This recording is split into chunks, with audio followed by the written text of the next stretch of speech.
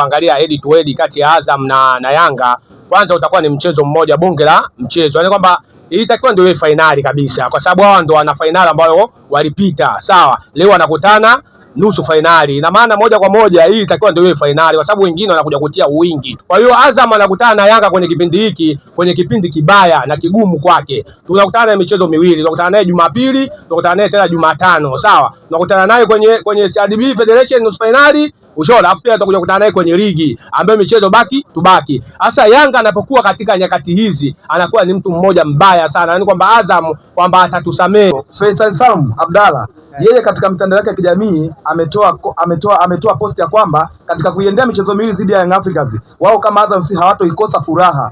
Hii ikiwa na maana gani, lakini pia namna gani mpaka Faisal anaweza kuandika hivi? Ujue kwamba Faisal Salum ameangaza katika nchi hii kwamba anaona kwamba yeye anapokutana na Yanga ndio anakutana na big match kuliko na mtu aina yoyote au timu ya aina yoyote. Kwa hiyo lazima azungumze, kwa sababu anaenda kucheza na watu ambao ni wagumu. Wewe fuatilia michezo yote ya Yanga dhidi ya Azam, ni michezo ambayo inatoa magoli sio chini ya goli 3 mpaka goli 4. Kwa hiyo kitendo cha kuzungumza hizi, Faisal Salum anaona kwamba anaenda kucheza na timu kubwa na timu ambayo itampa context zaidi ya kutakiwa na vilabu vingine vya nje ya.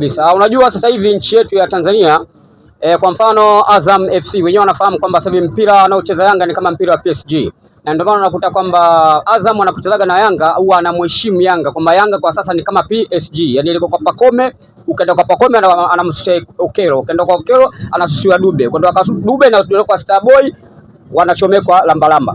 Kwa hivyo ni mechi ambayo nawaona Azam yani wanakuja kama walivyokuja Arsenal kuja kupaki makontena kwanza. Sasa kwa Yanga hii sasa hivi hata ukipaki Jabali huku kuna the Mr Atomic, unaweza ukatwangwa nuclear, Jabali likaachia, Okelo akaweka, Pacome akaweka, Dube hadi unaweza ukagongwa hata 5. Kwa hivyo Azam sawa atakuja kuleta upinzani, lakini Azam mwenyewe anakuja. Kwa mfano Ibenge mwenyewe sasa anafahamu kwamba Yanga ni bonge moja la dude, Yanga ni kama mwezi wa dunia nzima.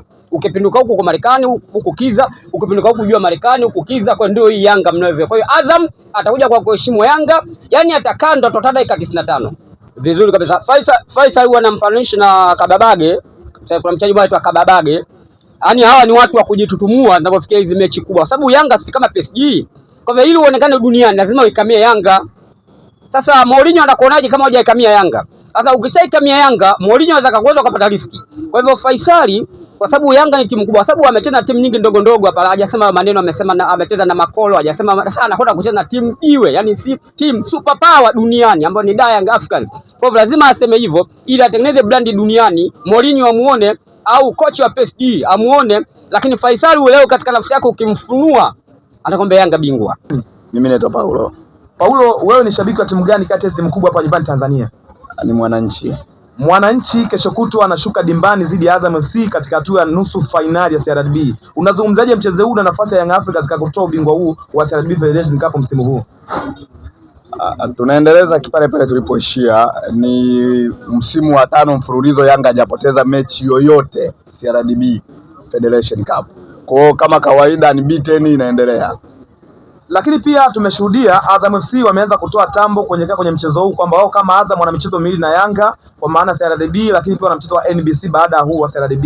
Azam FC wamesema katika michezo yote miwili hawatokosa furaha. Hii imeshtua kidogo, imechafua hali ya hewa. Unadhani Azam FC kwa nini wamekuwa na tambo hizo ambazo wamezitoa, na hii Young Africans haiwezi kuleta uoga ndani ya klabu yenu? Unaogopaje wakati wewe ni mkubwa?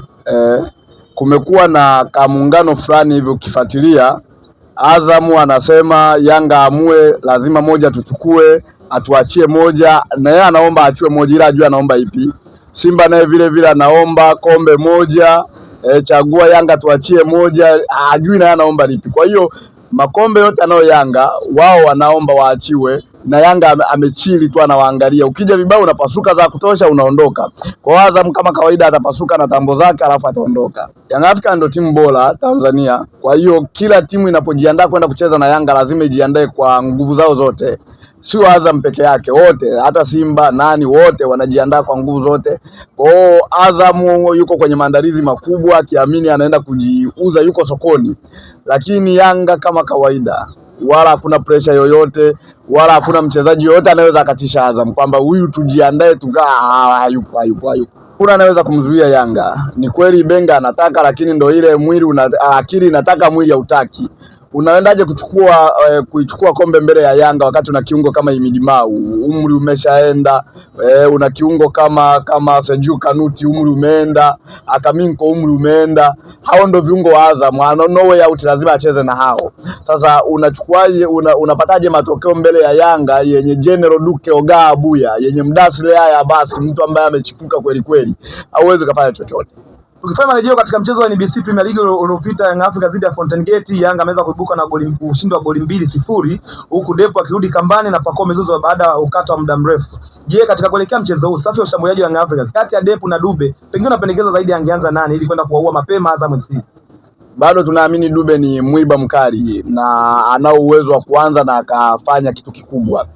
Kwa nini? Kwa sababu uwezo wa Dube sio kwenye kufunga peke yake, uko kwenye maeneo mengi, na faida za Dube ni nyingi kwenye kuiunganisha timu. Ukiangalia jana kipindi cha kwanza, hata kama Depo alifunga, lakini timu ilikuwa imekatika. Kuna maeneo timu ilikuwa iungani, na ni kwa sababu ya kukosekana kwa Dube uwanjani. Dube anapokuwepo uwanjani, timu inakuwa na muunganiko mzuri, inakuwa na acceleration nzuri, timu inatembea. Tumalize kwenye hili upande wa Young Africans, upande defender Young Africans, upande wa namba 3.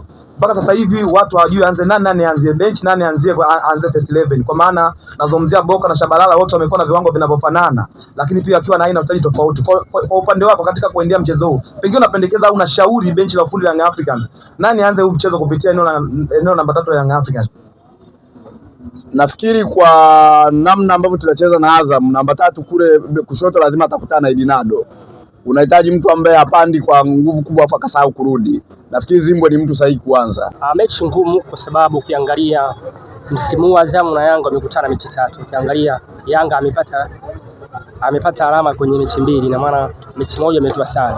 Kwa hiyo ukiangalia mechi ya kushukuta ni ngumu kwa sababu Azam anahitaji kombe na Yanga bado anahitaji kuendeleza rekodi yake kwa sababu ndio bingwa ile kombe. Kwa hiyo anataka kuendeleza rekodi. Kwako wewe, hii taarifa ya Azam FC kwa wameonyesha nia kwamba wanataka ile kombe, haiwezi kusua na kuleta woga ndani ya Young Africans? Haiwezi kusua kwa sababu Yanga kashafanya. Ina maana mtu alofanya hawezi kupata hofu kwa sababu kashafanya sana. Kwa hiyo yani anaendelea kufanya. Kwa hiyo kitachoamua mechi mentality ya wachezaji, kwa sababu ukiangalia Yanga mechi wanaitaka.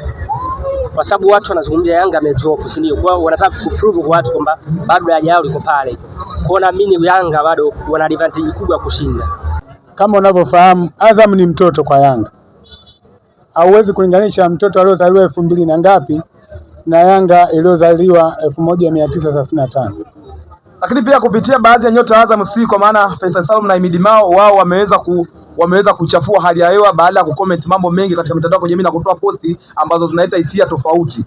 Faisal Salum amezungumza kwa michezo miwili ya Young Africans, kwa maana mchezo wa CRDB Federation Cup na NBC Premier League, wao kama Azam FC hawatokosa furaha. Hii ikiwa imeshtua jamii, kwa maana furaha ipi ambayo Azam ataikosa kwamba pengine anaashiria anaenda kushinda mchezo. Unazungumzaje hii posti, lakini pia yale ambayo inaendelea mpaka sasa hivi? Unajua wanajifurahisha. Mimi nikwambie kwamba siku zote, siku ya sikukuu mtoto ndio anavunja kabati. Kwa hiyo wale Midimau pamoja na Feitoto, mechi ya Yanga kwao ni kama wanakwenda kutamba sikukuu. Wanavunja kabati, wanakuja za KM, wanacheza kwenye matreni, kwenye nini. Kwao wao ni siku ya sikukuu. Lazima wavunje kabati na wauze sura sana.